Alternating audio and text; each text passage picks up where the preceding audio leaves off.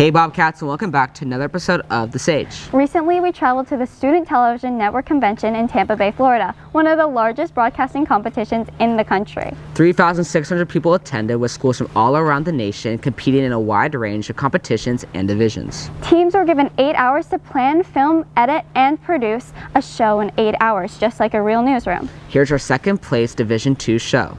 We're sending it off to Skylar and Makena. Good morning, Tampa Bay.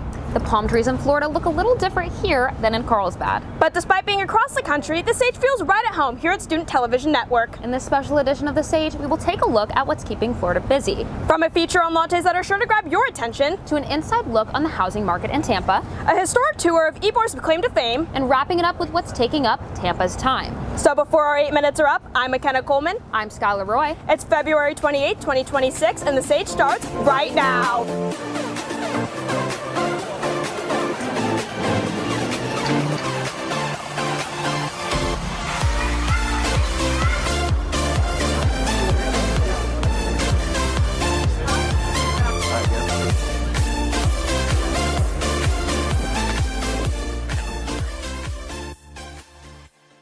Makena, is the jet lag getting to you? Absolutely. The first thing on my mind this morning was Starbucks.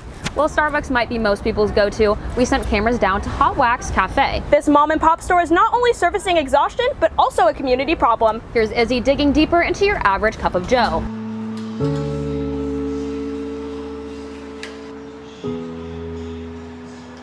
In the heart of historic Ybor City, there is a place where people are choosing to slow down. It's easy to feel locked into our phones, but at this coffee shop, people are choosing something different.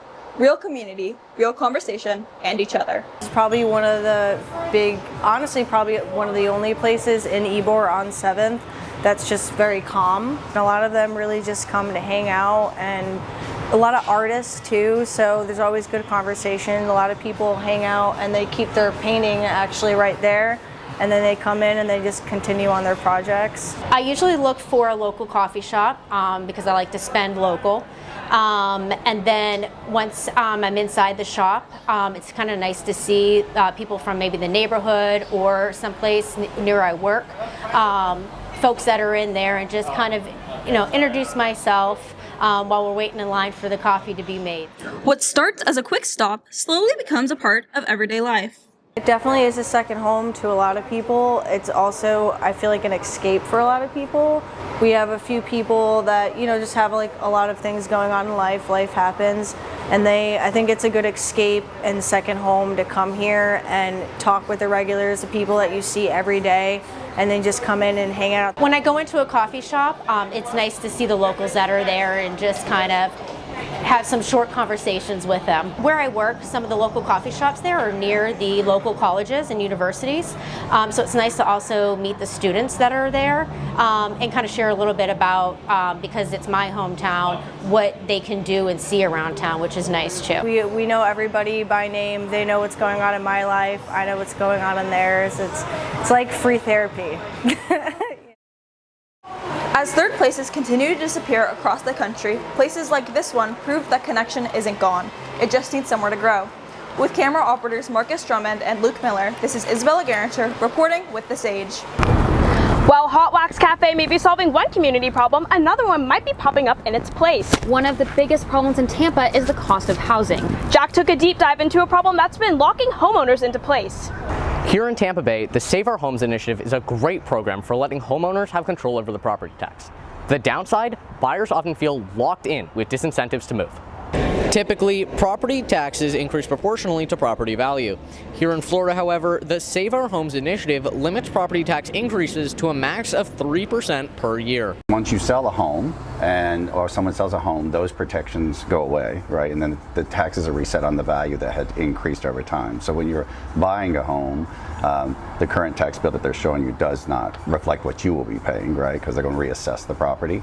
And when that happens, it's a big shock to people. The Save the Home tax does keep your property taxes sort of locked in at what you purchased the house for. It doesn't escalate. However, this Save Our Homes initiative makes it harder for people to buy a new home, as jumping ship would make them lose the tax incentives. They're like, I'm locked in here, I'm going to stay here. Why jump out of this and into the frying pan, so to speak, with a much higher mortgage because of interest rates? and higher property tax. With camera operator Dylan Haney, this is Jack Spark reporting for The Sage. While the politics in Tampa are shaking things up, one thing has remained steady: the presence of Cuban cigars. Down in Ybor, this commodity became locked into Tampa's economy in 1886 thanks to Vicente Martinez Ybor. Sunil took us down to the trolley to teach us the history of 7th Avenue. Here in Ybor City, cigar making isn't just history. It's a keystone tradition that has been locked into Tampa for generations. Well, the city is built on a 40-acre swamp. It was an immigrant ghetto because of the Jim Crow laws. Even in the early days of the city's history, the daily production of handmade cigars is over 1 million. Vincent Martinez Ybor, an influential cigar manufacturer, would substantially build the industry in Tampa, allowing for the city to truly boom. When Ybor arrives, Tampa, 700 people. It's an impoverished, near bankrupt fishing village. He will unleash that wealth, transform a 40-acre swamp into what will be the cigar capital of the world. Cigars are deeply ingrained in Floridian culture, to the point where generations of craftsmen and families have elevated the cigar to an almost legendary position in the region. I think the cigar culture here is pretty significant, just with the hand rolling, just in Florida in general. The Tampa area just is so engrossed in the cigar culture. Most of the time, if I'm going to like a bachelor party for a buddy of mine who's getting married, I'll stop in Ybor, I'll grab some cigars, and I'll bring them there, and it's always a good time. As a matter of fact, the smoking ban on Florida beaches, which came in a few years ago, the governor actually exempted cigars. With cameraman Dean Gross and editor Gavin Femrite, this has been Sunil Musson reporting for The Sage. Wow, Tampa truly is a historian's goldmine. Absolutely. We can never have enough time to dissect how much rich culture and identity Ybor holds. I think a lot of others have been feeling like they're also running out of time. Gunnar took to the streets to see what's running down other people's clocks. This is Gunnar Englert on the streets of Tampa Bay, Florida. Today, we're going to be asking people what holds them back in life. Let's dive right into this. So Jen, I'm wondering, what holds you back? I would say fear of failure. Distractions. Having to commit to like a job, my family being far away kind of holds me back. Self-love was something that I did not have. And it was through community service, getting to know others, getting outside of myself, doing what you guys are doing now. My weekends are not for myself, but for my children. I'm more of a perfectionist, so if I don't feel like I can go into something and be 100% successful, I may be afraid to try it. When an individual can eliminate those distractions, they're going to be able to chase their passions much easier. Personally, I would say time is what's holding me back. Speaking of which, this has been Gunnar Englert with Leonardo Powers on the camera and Jake Householder as our editor, reporting for The Sage. Now, back to the anchors. It seems like our 8 minutes are up. Tampa, it's been a pleasure. Whether it's through civics, coffee, or culture, Tampa is sure to have a niche for everyone. We'll miss you, but not too much, because the next generation of storytellers are locked in. Thank you for taking a trip to the Sunshine State with us, and we'll see you on Bobcat Boulevard. Once again, this has been Makena Coleman and Skylar Roy here at STN reporting for The Sage.